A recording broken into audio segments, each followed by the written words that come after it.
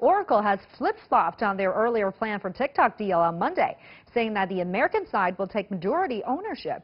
Why the sudden change? Stay with us.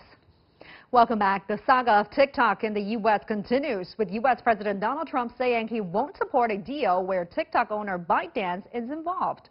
In a flip-flop of their earlier agreement, U.S. tech company Oracle has said majority stake in the company forged from the deal with ByteDance would be American, not Chinese. So can they clinch a deal before the newly designated deadline of September 27th? And how will China react to the deal? Joining me to talk more about these are Professor Shen, Director of Fudan University's Institute of Cyberspace Governance, and Mr. David Auerbach, a writer, critic, and technology expert.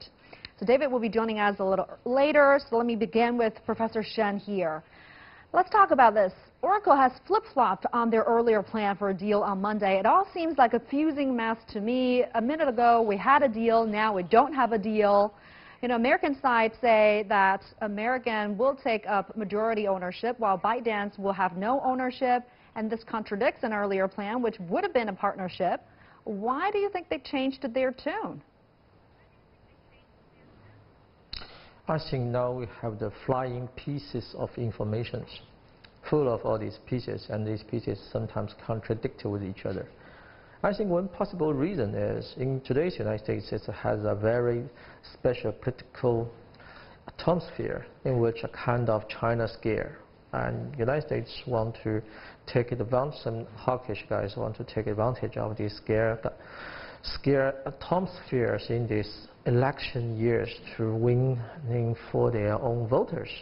Maybe possibility that the oracles need to got more supportive from the President Trump to make him feel happy, so that they change their tones, send some spread of the words, but without talking about the detailed, because till now no one see this agreement, no one see all these terms. So they just sending these informations, try to have some tests to describe some scenarios, and sometimes to cheer special people who love such kind of information. Yeah, a lot of information is now floating around in the air now. And in an interview with Fox News, U.S. President Donald Trump said he wouldn't make a deal if ByteDance retained any control of TikTok. Very extreme words.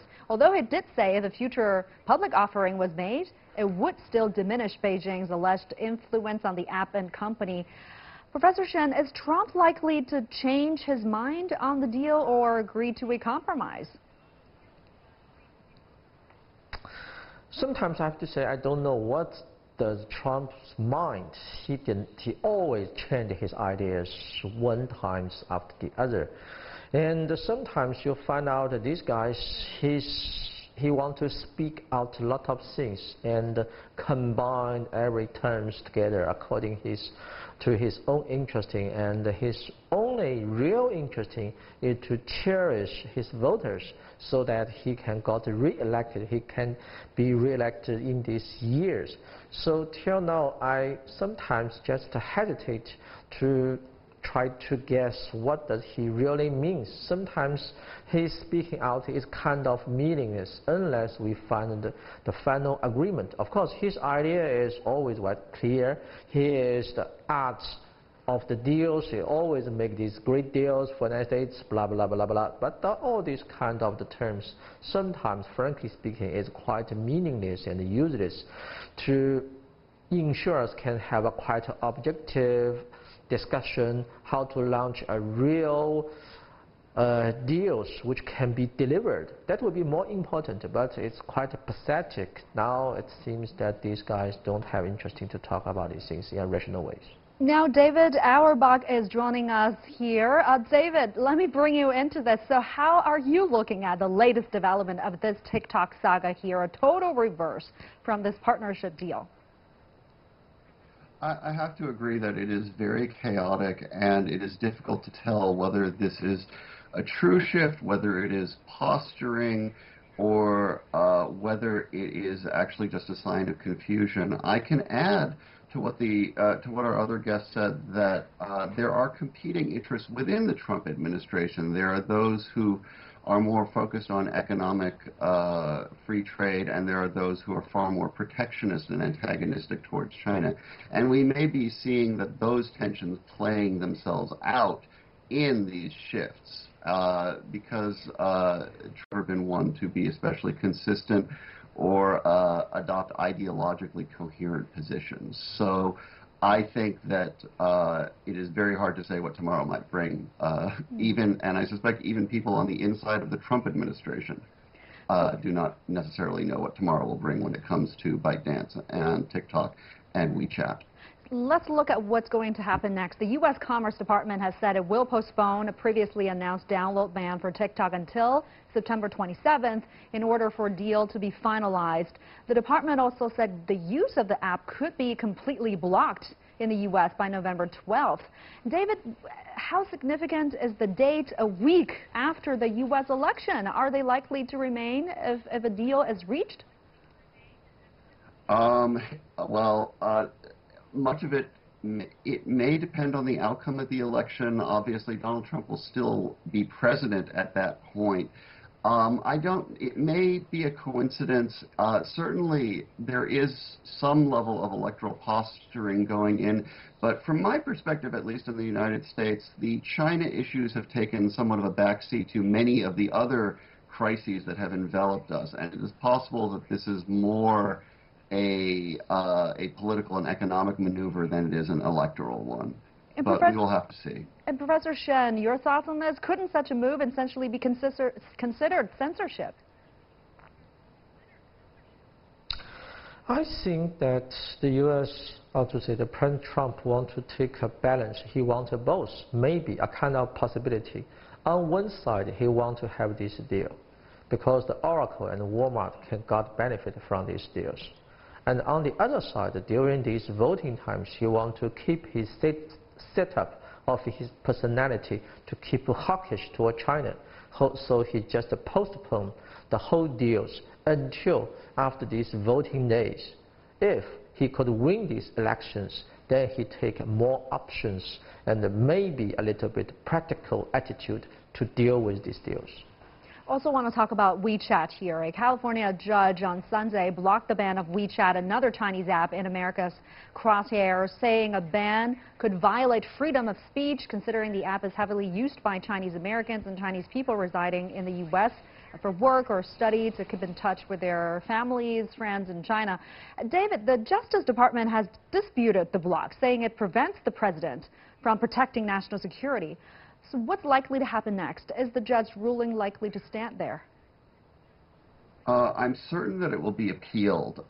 What happens on appeal, I think, is very much up in the air. Obviously, this judge, I think, took what could be termed a more liberal interpretation with regard saying that national security concerns, which at least with regard to WeChat are fairly speculative, do not override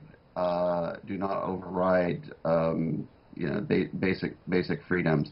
But it's not at all clear that that will necessarily stand if it is appealed to the Supreme Court. So it will be appealed for certain, but it is not a surprising ruling simply because the arguments against WeChat were speculative, unlike YIWEI, where there's actually a pending case against them, a national security case against them. The concerns against WeChat were effectively speculative, saying, well, because it's based in China, there could be surveillance, but no evidence was provided. And I think the judge found that simply was not substantial enough to justify the exclusion of an app that it seems to perform a vital purpose as far as communication between people here and people in China.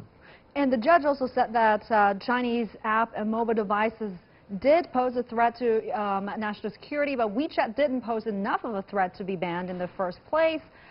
What evidence is she basing her arguments on? Could these arguments be relevant for TikTok as well, David?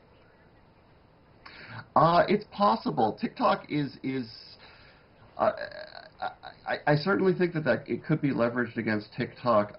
TikTok is not considered to be as vital an app. It doesn't seem to serve a population that is in desperate need of communication. But the the comparison is that TikTok has also not been the subject of any case like Huawei was.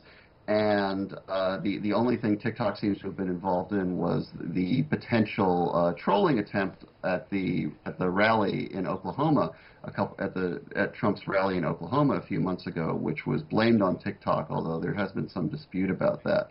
And so that also, if anything, the TikTok case looks more of a grudge match than anything else. Now, the two countries' relations, China-U.S. relations, have worsened considerably this year, due in part to, first of all, coronavirus pandemic, also with Trump using the virus to turn his ire towards China from a focus on trade to include technology, science, media, and even diplomatic missions. Professor Shen, do all roads lead back to the coronavirus, or is there more to Trump's hardened stance against China?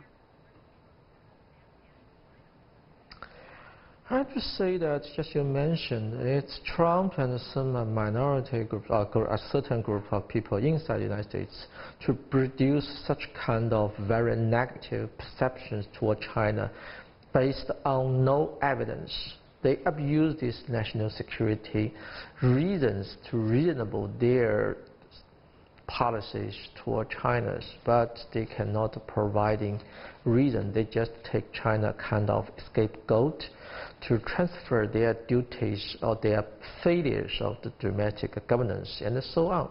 I feel a little pathetic on this development, and I have to say maybe even after this pandemic since in future, unless the United States, the Trump side guys can change their attitude and perceptions toward China and to go back to a more normal and practical tracks to talk about all these things based on real evidence. Otherwise, our two relationships may still have be challenged or suffered by more uncertainties. All right, let's leave it there. Many thanks to Professor Shen Yi, Director of Fudan University's Institute of Cyberspace Governance, and Mr. David Arrowbach, a writer, critic, and technology expert. And that'll do it for this edition of The Point. As always, follow us on Facebook and Twitter using the handle Liu Xin in Beijing. Download the CGTN app to watch our show, or go to YouTube and look for CGTN The Point. Thank you so much for your company. We'll see you next time. Bye for now.